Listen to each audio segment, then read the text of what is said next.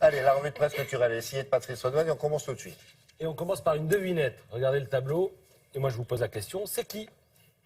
Alors, où est le tableau? C'est qui, la petite fille? Oui.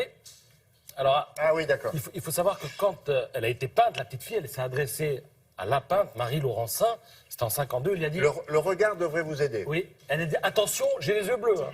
Donc elle a les yeux bleus sur le tableau, elle arrive. Il y a Gianni, mais... Allez, c'est une grande oui, oui, oui. journaliste française, Anne Sinclair. Anne Sinclair, tableau peint donc par Marie Laurencin en 1952. Il y a quelque chose, hein?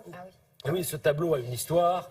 Il a appartenu à la collection de Paul Rosenberg, marchand d'art, qui était le grand-père d'Anne Sinclair.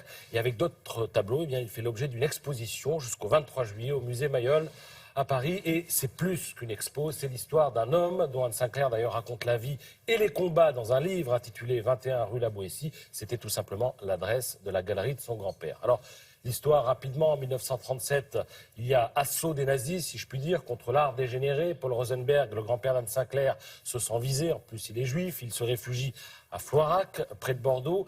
Il prête une partie de sa collection au musée d'art moderne de New York. Il y avait pas mal de Picasso qui sont partis parce qu'ils sentaient bien qu'il allait... C'est une manière de la protéger. Voilà. Une autre partie part à Londres, parce qu'il avait une galerie à Londres. Et puis la moitié du stock est enregistré au nom d'un homme de confiance. Et puis 62 tableaux qui restent, des Van Gogh, Delacroix, Léger, Matisse, Picasso, Monet, Corot, sont enfermés dans une chambre forte de la Banque nationale du commerce et de l'industrie à Libourne, donc dans la région Aquitaine. Très belle ville. Et alors, en 40, il est évidemment dénoncé par ses bons confrères, ses meilleurs amis parisiens. Et le 21 rue de la Boétie est réquisitionné par la Gestapo. Paul Rosenberg sera déchu de sa nationalité française. Il se réfugie aux États-Unis. C'est d'ailleurs pour ça qu'Anne Sinclair y est née.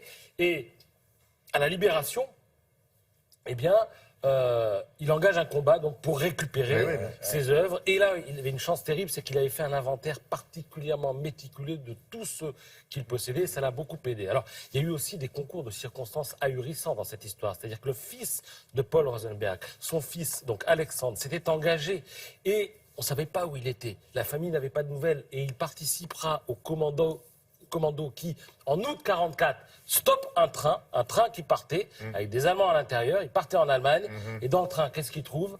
Eh bien, pas mal de tableaux, dont une partie de la collection de son père. Voilà.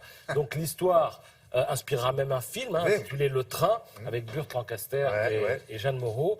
Alors, Paul Rosenberg s'est fait spolier au total 400 tableaux, une soixantaine n'a jamais été retrouvée, d'autres ont été vendus, éparpillés. Anne Sinclair en conserve évidemment quelques-uns qui sont exposés au musée Mayol. Tous ces tableaux ont une histoire, par exemple celui-là, Nature morte à la cruche de Picasso, il a été peint une semaine avant le bombardement de Guernica et il fait partie des œuvres volées, par exemple en 41 à Libourne. Merci beaucoup pour ces précisions. Où c'est? Dans Connaissance des Arts et dans Beaux-Arts. Très bien, merci.